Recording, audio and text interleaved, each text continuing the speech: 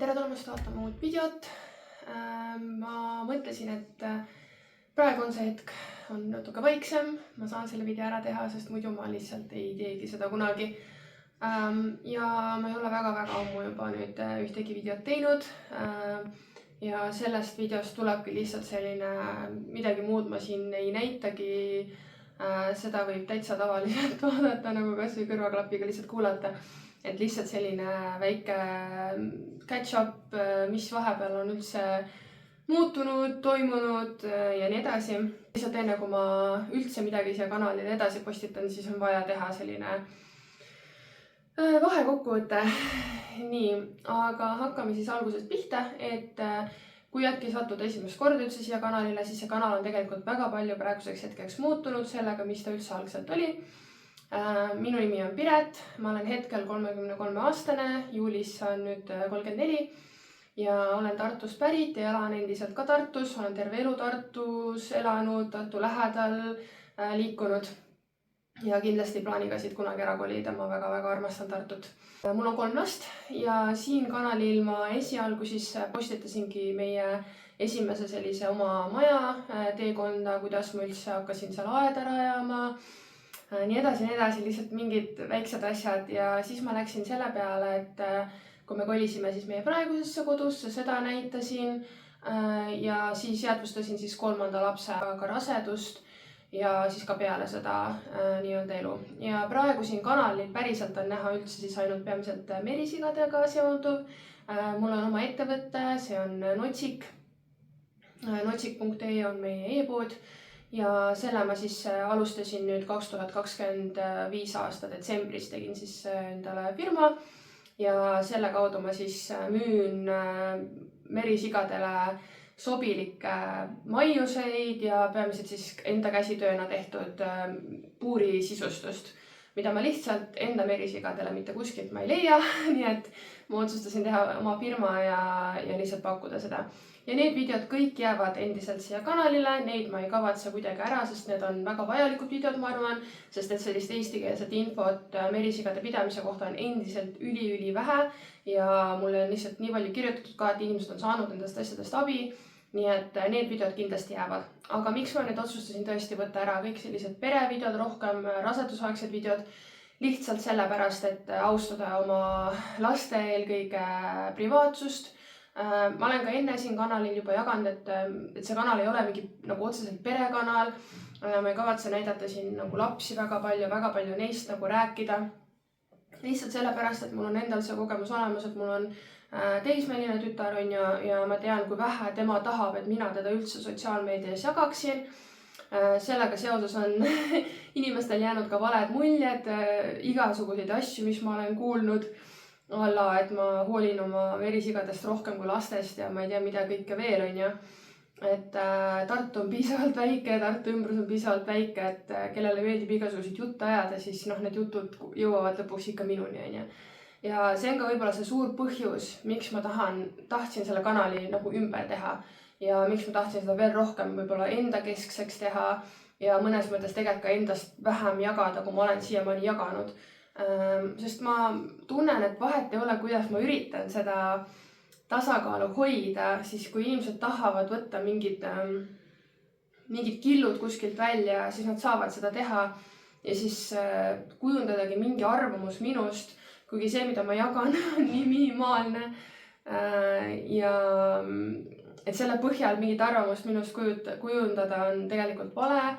Ja selle koha pealt lihtsalt, ma ei saagi midagi teha, et sellepärast ma olen üldse kogu aeg mõelnud, kas ma üldse midagi jagan, kas ma üldse midagi postitan ja endiselt see kanal on tegelikult ikkagi on tehtud ja kõik need videod on mul endiselt alles, ma lihtsalt panin nad privaatseks. Ma endiselt olen väga tänulik, et ma kõike seda jäädvustasin juba enda jaoks, ma olen neid ise vaadanud mitmeid kordi tagasi neid videosi ja mul on nii hea meel, et mul on see periood elust nagu jäädvustatud. Aga lihtsalt ma ei soovi seda enam nagu kõigiga jagada, sest et endiselt on õelaid inimesi, kes siis ütlevad nagu halvasti. Ja ma ei tea, ju ma siis ei ole ikkagi veel piisavalt nagu, ma ei tea, paksu nahaga või ma lihtsalt ei taha, ma ei taha lihtsalt oma laste ligi nii palju lasta ja seetõttu ma lihtsalt otsustasin seda teha. ja lapsed kasvavad järjest suuremaks, nii et seetõttu ka. Ma ei ütle, et ma üldse ei näita lapsi, et kindlasti ikkagi nad seoses, kui nad on, siis nad on juures, aga et ma nüüd jah, otsiks välja, et saaks nüüd kuidagi lapsi pilti, siis kindlasti seda mitte. Nii, ehk siis see on siis see, milliseks see kanal on praegu kujunenud. Ja kuidas ta ka edaspidi jääb olema. Et kindlasti merisigade koha pealt ma praegu nagu ei ole osanud enam väga midagi rohkemat jagada, et sellised põhiasjad nagu justkui said jagatud. Mõned asjad on veel, mis pikakarvalise merisea hoolduse puhul ja kindlasti, kui nad veel vanemaks saavad, siis on veel rohkem võib-olla sellise vanema merisea hoolduse kohta ja nii edasi. Aga praegu ma olen nagu tunnen, et ma olen sellised põhilised asjad nagu jagatud saanud ja võib-olla lihtsalt sellist enda igapäevaelu ma pigem ka näitangi lihtsalt selle Notsiku Instagramis siis. Ja seal ma ikka jagan neid ja kõik, sest sinna kogunebki kokku see kontingent, kes tõesti tahab seda sisu ka tarbida, kellel on endal merisead või kes on huvitatud enda hooldusest, nii et seal ma jagan kindlasti rohkem, nii et kui tahate seda sisu rohkem näha, siis kindlasti minegi vaata Notsiku Instagrami, et see on täitsa avalik konto, seda saavad kõik hakata jälgima. Ma tunnen, et Karupoegade pesa Instagramis ma olen jäänud nagu väga-väga vaikseks. Lihtsalt ongi nüüd, ma siis jõuangi selle juurde, et mis siis vahepeal toimunud on. Et tegelikult kõik hakkaski pihta siis nii-öelda veebruarist, kui mu vanaisa sattus haiglasse. Sellele tegelikult eelneski see, et me olime haiged.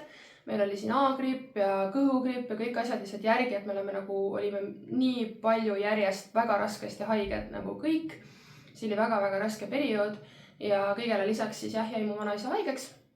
Ta läks kopsupõletikuga siis haiglasse ja lõppkokkuvõttes siis ta sai olla vist kas 3 või 4 nädalat haiglas ja siis ta suri. Ja kui ta haiglasse viidi, siis talle tehti kogu keha kompuuteruuring ja siis avastati tal kõhunäärme kasvaja. Ja seetõttu teda rohkem siis edasi ka ei ravitud ja ma olen lihtsalt elu lõpuni tänulik selle eest, et ma sain teda ikkagi veel vaatamas käia. Et gripi ajal ma ilmselgelt ei saanud minna, sest ma ei tahtnud veel seda talle viia. Ja nii kui me nagu terveks saime, siis ma sain teda vaadata ja seesama, käisime teda hommikul vanaemaga vaatamas ja siis seesama öö ta siis suri. Mul on endiselt sellest raske rääkida, aga see oli võib-olla nagu, see on nii-öelda kogu seda perioodi siis mõjutanud. Mis siis kõik nüüd järgnenud on. Mu vanaisa ja vanaema mõlemad on mulle põhimõtteliselt ema isa eest olnud. Ma läksin 8. klassis nende juurde elama ja nad päästsid mu igas mõttes. Tänu neile mul läks õppimine palju paremaks. Vanaema, vanaisa aitasid hoida mu tütart, kui ma gümnaasiumi lõpetasin. Vanaema aitas mind ülikooli ajal, ma elasin seal ka väga pikalt koos tütrega. Ja ühesõnaga mu vanaisa lihtsalt, ta oli küll pikka aega juba, ütleme nagu haige, ta ei olnud päris see, kes ta minu jaoks oli mu lapsepõlv ja nii-öelda nooruspõlv. Aga tema kaotus ikkagi oli väga-väga-väga raske. Endiselt ma nüüd olen käinud ka tema haua peal ja kõik, et see endiselt väga teeb mind väga emotsionaalseks ja kurvaks. Ja ma arvan, et see võtabki lihtsalt aega. Sest see põhimõtteliselt ongi nagu isa kaotamine. Ja mis sellega siis juhtus, oligi lihtsalt see, et see lein oli nii suur, nii kõikehõlmav. Ja minu jaoks ongi naljakas, et öeldakse, ta oli 85 aastat vana. Et aga ma kuidagi ei osanud arvata, et see nii järsku juhtub. Et ma ei olnud veel jõudnud selleni, et mu vanavanem on tõesti juba sellises eas, et sellised asjad võivad juhtuda. Mu vanaema saab 80 nüüd suvel ja see kuidagi ikkagi tuli nagu nii järsku. Ja see raputas mind ikka päris tugevasti ja ma sattusin ka ise haiglasse. Ma ei jaga selle detaile, aga põhimõtteliselt mul tekkis väga tugev neuroloogiline häire. Mul pool keha nagu ei allunud enam minu tahtele, läks nagu tuimemaks. Ja siis mind lihtsalt uuriti, et milles see nagu põhjustatud on. Seal olid mõned asjad veel, aga jällegi ma ei lähe detailidesse. Aga lõppkokkuvõttes midagi nagu bioloogilist mul ei leitud. Arvatavasti lihtsalt minu aju ongi üsna tundlik sellisele suurele stressile ja lihtsalt see vanaisa surm oli nagu see viimane asi veel, mis nii-öelda lükkas selle kõik, nii et mu aju lihtsalt ei handlinud ära seda kõike enam. Ja, nii et ma olin kuskil üle nädal aega umbes, olin neuroloogia osakonnas sees. Siis sain koju, ma sain ka ravimid peale endale, mis peaksid aitama mind ja ma käin siis jätkuvalt ka neuroloogi juures ja see asi on siis nii-öelda kontrolli all. Üritan leida viise, kuidas oma närvisüsteemi rahustada, sest lihtsalt kogu see periood ongi olnud nagu väga nagu raske, et ongi neid haiguseid on olnud see aasta nagu nii palju ja lihtsalt järge pidi ja siis olla nagu 2 lapsega endiselt, et nagu olin 1 aasta nendega, olingi kodus, kui nad olid mõlemad kodus, sest me ei pannud vanemat poissi on ju lasteaeda ja see nagu viis mind raskesse kohta. Ja siis tuli see sügis, kus ma arvasin, et okei, nüüd hakkab lasteaias käima, et nüüd läheb lihtsamaks ja siis ei läinud lihtsamaks. Ja see lihtsalt nagu tekitaski olukorra, kus mul ikkagi vaimne tervis selle all kannatas. Aga see selleks, praegu on kõik nii palju paremini, ma olen nii palju paremas kohas ja ma tegelen sellega pidevalt, et hoida ennast seal, et mitte minna kuskile sügavasse auku. Aga ma ütleks jah, et see vanaisa surm ikkagi oli nagu kõige raskem asi ja see on asi endiselt, millega ma nagu tegelen. Ma lasen endal neid tundeid tunda, ma tegelen selle leinaga ja vanaema juures käin ka võimalikult tihti. Ma olen väga tänulik, et ta mul veel olemas on ja üritan taga nii palju aega veeta, kui võimalik üldse on. Nii, sellest lähtuvalt ka, et poisid järjest kasvavad, on ju. Ma sain ka siis mingil hetkel aru, et minu nooripoeg on hoopis teistsugune kui siis keskmine laps, ta on palju vähem tundlikum, ta on väga sotsiaalne ja lisaks me saime ka kindluse, et jah, ta saab sügisest lasteaeda, ehk siis minul küpses see mõte, et ma lähen tagasi tööle ja nüüd on see siis täiesti kindel, et ma lähen sügisest tagasi tööle. Ma olen siis magistrihariduse klassiõpetaja. Ma väga ootan tööle tagasi minekut ja ma käisin ka just töö juures ka rääkimas ja tean, mis mind sügisest ees ootab ja ma lihtsalt ei jõua seda ära oodata. Ma väga tahan minna tagasi tööle, ma tunnen, et mul on nii palju rohkem anda. See vahepealne kodune periood on tohutult mind rikastanud. Ma suudan nüüd palju paremini lapsevanemaid mõista, kellel on mitu last ja kellel on pojad, et ma saan aru, kui võib-olla väiklane ma varem olin ja üldse kogu see info ja kõik asjad, et kui sul on ikkagi mitu last, siis on kõik asjad nagu hoopis teistmoodi. Et ja laste panus ka ikkagi, et väikeste laste kõrvalt ja nii edasi, et ühesõnaga mu maailm on avardunud ja võime inimesi mõista on oluliselt suurem.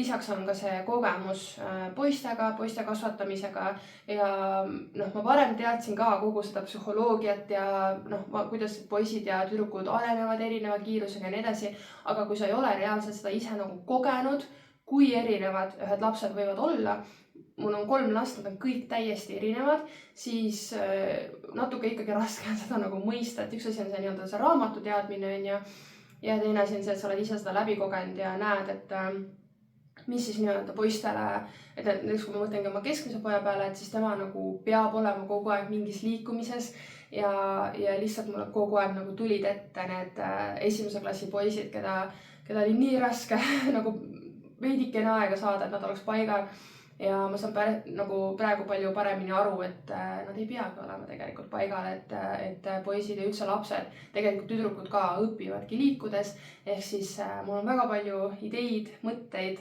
üldse selle osas, kuidas ma üldse sellist, kuna ma tean, et ma saan 1. klassi jälle, et siis üldse, kuidas see nagu lasteaiast kooli kohanemine, et kuidas ma saaks teha seda palju paremini, kui ma tegin seda siis enne nii-öelda.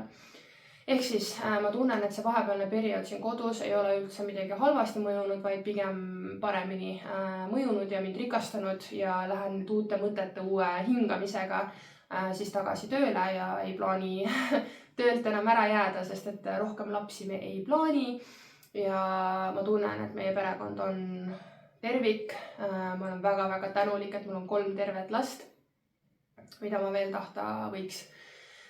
Ja laste osas ka ongi, et praegu me ka alles siin paraneme jälle ühest haigusperioodist. Vanem poiss oli 2 nädalat nüüd kodus, et ma olen ise ka veel natuke näost selle pärast ära. Et nohud ja asjad siin olid vahepeal. Muidu ma algselt mõtlesin, et ma olen 3 aastat kodus, on ju. Aga kuna ma näen lihtsalt, et noorem poeg on valmis lasteaeda minema, siis ma ei näe põhjust, miks olla veel 1 aasta kodus, kui mul lihtsalt endal on nii tugev tunne ka, et ma tahan minna tagasi tööle. Kindlasti see saab olema raskem, just see logistika pool, et ikkagi mu päevad on teatud määral pikad, aga samas me ei taha, noorem poeg on ikkagi niivõrd noor veel, et me ei taha panna teda kohe nagu pikad päevad lasteaeda. Et kindlasti esimene pool aastat on ainult lõunani ja siis vaatab edasi, et võib-olla vahepeal hakkab ka magama lasteaias ja nii edasi, et aga ma lihtsalt ei taha ta päevi nii pikaks teha, sest see on ikkagi väga suur seltskond, kus olla ja see on kindlasti palju stressirohkem, kui ütleme olla kodus, on ju.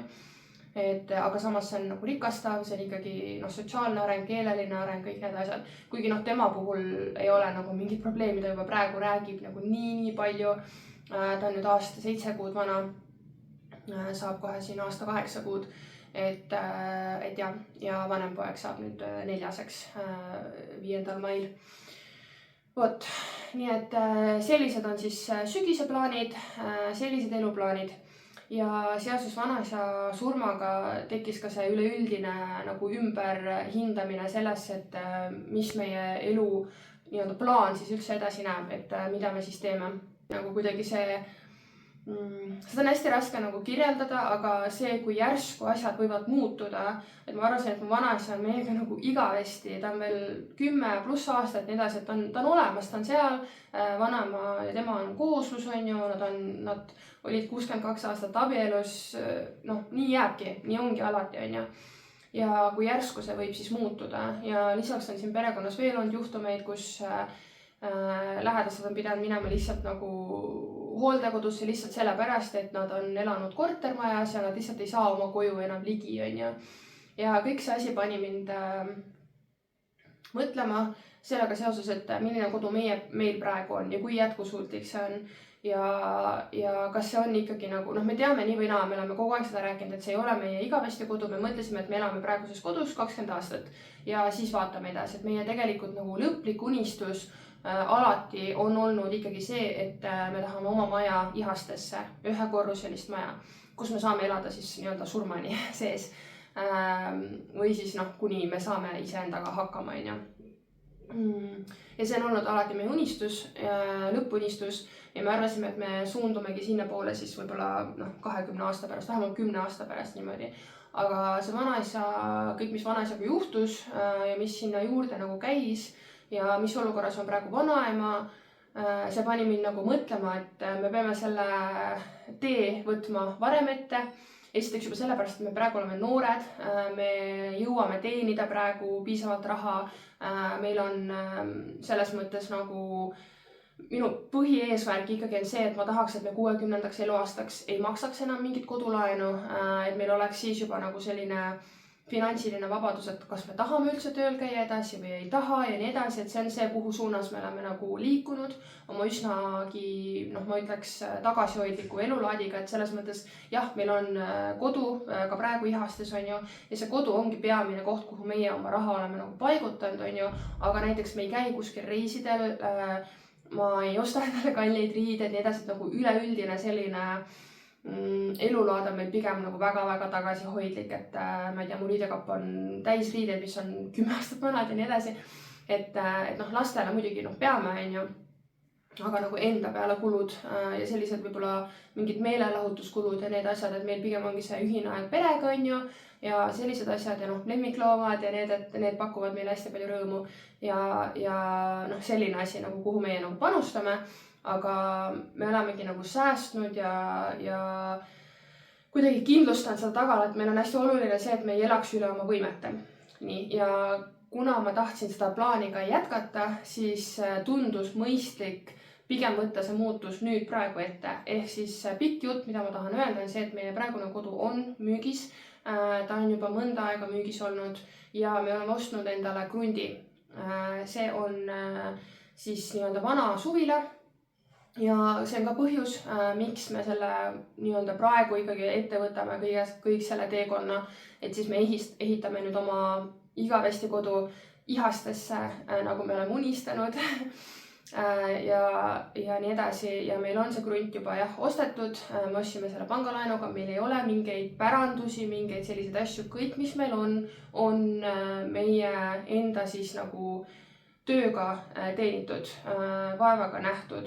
Nii palju et kui meil see päris esimene korter oli, siis mehevanemad aitasid sinna natuke tehnikat osta ja selles mõttes nagu lähedaste tugi on ikkagi olemas, alati olnud.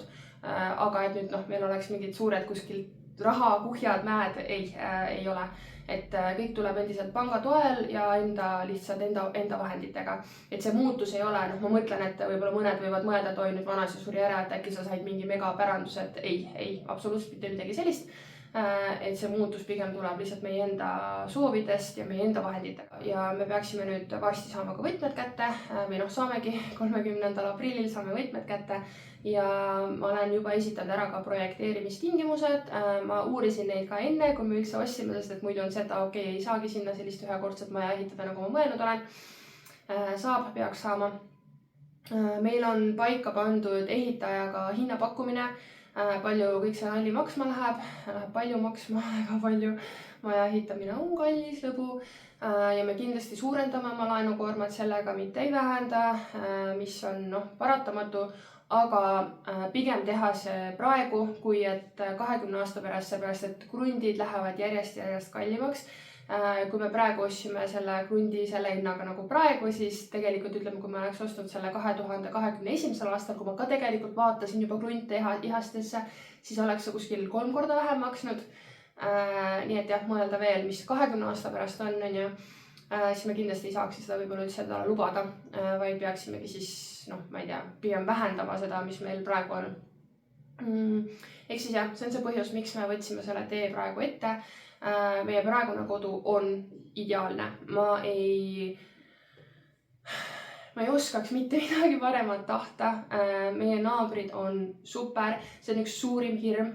Meil on paaris maja osa. See on üks mu suurimaid hirme oligi see, et issand, äkki tulevad mingid a la jobud naabrid kõrvale midagi. Meil on hullult vedanud naabritega. Meie pigem oleme need hullud naabrid, kellel on 3 last ja teevad palju lärmi, aga kuna siin on nii hea heliisolatsioon, siis ainuke asi, mida on kuulda, on see, kui tõesti naaber nagu puurib seina mingeid asju, siis on nagu seda veidi kuulda ikkagi, aga sellist mingit rääkimist või mingit elu absoluutselt mitte. Ihasten üldse, ma räägin see on ka üks põhjus, miks me praegu selle asja ette võtsime, see, et me ei taha Ihastest ära kolida, me tahame siia jääda igavesti ja neid sobivaid krunte leida on põhimõtteliselt võimatu. Ihaste on vana nii-öelda siis suvila piirkond. Enamus krunte on sellised ristkülikud ja kui tahaks sinna ehitada ühekordset maja, siis see põhimõtteliselt ei ole võimalik või sa pead ehitama krundist nagu krundini, et põhimõtteliselt ei ole võimalik ehitada. Et ikkagi mingid tingimused on, kuidas ta peab paiknema tänava seoses ja nii edasi, et sellepärast ongi Ihastes nii palju kahekordseid maju, et lihtsalt ei ole. Ja siis on muidugi need teised piirkonnad, teiseks, et leida sellist maja sellise planeeringuga, nagu meie tahame, on põhimõtteliselt võimatu. Et praegu ehitatakse ka siia lähedale piirkonda, ehitatakse ühekordseid maju, mis muidugi maksavad hirm nagu mega raha ja teiseks on see, et nad ei ole ikka siukse planeeringuga, nagu meie tahaksime, et seal ei ole näiteks garaaži, on need autovarjualused ja nii edasi, aga kes on kunagi elanud garaažiga, sooja garaažiga, mis on veel toast nagu ligipääsetav, sa ei taha kunagi seda muuta enam, see on nii mugav, seal on nii hea hoida asju, et minul näiteks kas või ettevõtte asjad, ma hoian neid kõiki ju garaažis, seal on soe, seal on puhas, seal lapsed ei käi näppimas et ilmselgelt ma hoian neid asju seal, et see ruum on, see on nagu lisaeluruum põhimõtteliselt on ju, kes enam autot garaažis hoiab, aga see on väga hea selline lisahoiuruum, sest kui sa isegi ehitad mingi kuuri või mingi asja, siis sa ei hakka seda kütma, on ju. Nii et garaaž on nagu must have asi ja eks ma sellest, milline meie maja täpselt tuleb, ma arvan, räägin võib-olla mingis teises videos, aga see on see asi, et põhimõtteliselt meie praegune kodu on ideaalne, ma ei oskaks mitte midagi siin nagu muuta, see planeering on nii super, et isegi selles uues majas me ei saa nii head planeeringut teha kui siin. kui ma saaks, ma kopeeriks selle lihtsalt ümber, aga päris nii ei saa, et me oleme nii õnnelikud siin, siin on kõige rohkem kodu olnud üldse, mind tegelikult teeb hullult kurvaks, kui ma mõtlen, et me peame siit varsti ära kolima.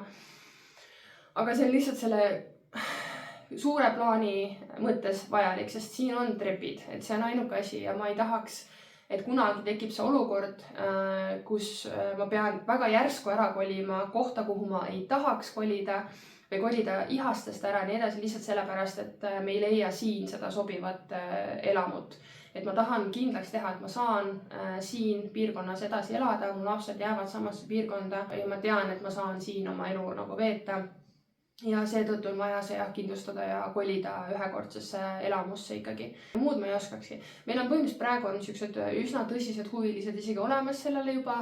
Aga eks siis näis, see saabub siin mõnede nädalate jooksul on vast näha.